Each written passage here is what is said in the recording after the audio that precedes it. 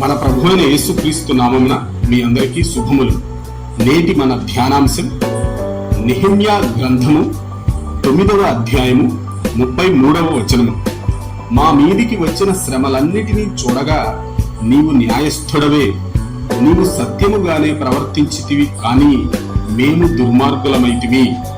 ప్రియ దేవుని బిడ్డలారా, కష్టకాలం అనేది ఈ భూమి మీద పుట్టిన ప్రతి ఒక్కరికి వస్తుంది.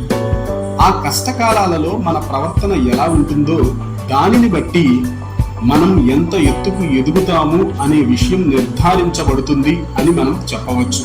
గమనించండి ప్రియ విశ్వాసులారా, శ్రమలు కలిగినప్పుడు నేనేమి తప్పు చేయడం వలన ఈ శ్రమ నాకు కలిగింది అని ఆలోచించుకునే ధోరణిని విశ్వాసులందరూ కూడా అలవరుచుకోవాలి.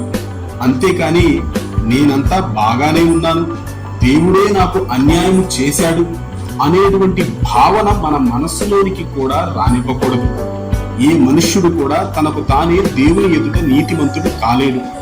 మనం చదువుకున్నటువంటి వాక్య భాగాన్ని పరిశీలిస్తే భక్తుడైన నెహెమ్యా ఇశ్రాయేలీయుల మీదికి వచ్చిన శ్రమను గూర్చి తన యొక్క ప్రార్థనలో ప్రస్తావించడాన్ని మనం చూడవచ్చు.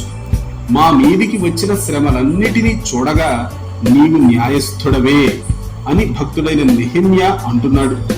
ఆలోచించండి ప్రియ విశ్వాసులారా, శ్రమలు కష్టములు మనకు కలిగినప్పుడు మనము కూడా అదే విధంగా మాట్లాడే వారముగా ఉండాలి. నాకెందుకు దేవుడు అన్యాయము చేశాడు అని మనసులో అనుకోకూడదు, అలా మాట్లాడకూడదు. మనం చదువుకున్న వాక్య భాగములో తరువాతి భాగాన్ని చూస్తే నీవు సత్యముగానే ప్రవర్తించితివి, కానీ మేము దుర్మార్గులమైతిమి అనే వాక్యాన్ని మనం చూడవచ్చు.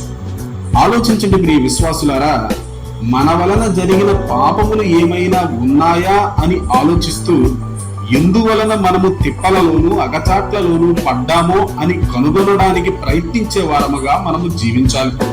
పరిశుద్ధాత్ముడు మన పాపమును జ్ఞాపకము చేసి ఒప్పించినప్పుడు ఆ పాపమును ఒప్పుకొని పశ్చాత్తాపపడే స్వభావాన్ని మనలో మనము పెంపొందించుకోవాలి.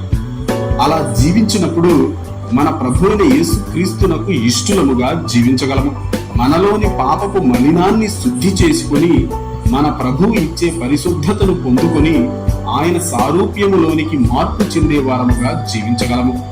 ఈ వాక్యాన్ని వింటున్న ప్రియ సహోదరుడా సహోదరి, బోధింపబడుతున్న వాక్యపు వెలుగులో నీ జీవితాన్ని ఒక్కసారి పరిశీలించుకో. మన ధ్యానాంశములోని నెహెమ్యా వంటి స్వభావము నీలో ఉందో లేదో ఒక్కసారి పరీక్షించుకో.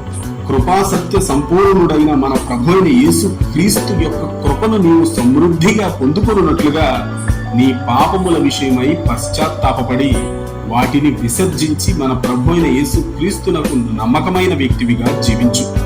ఆ విధంగా జీవించడానికి ఈ వీడియోని చూస్తున్న వారందరికీ మన ప్రభువైన యేసు క్రీస్తు సహాయము చేయునుగాక. ఆమేన్.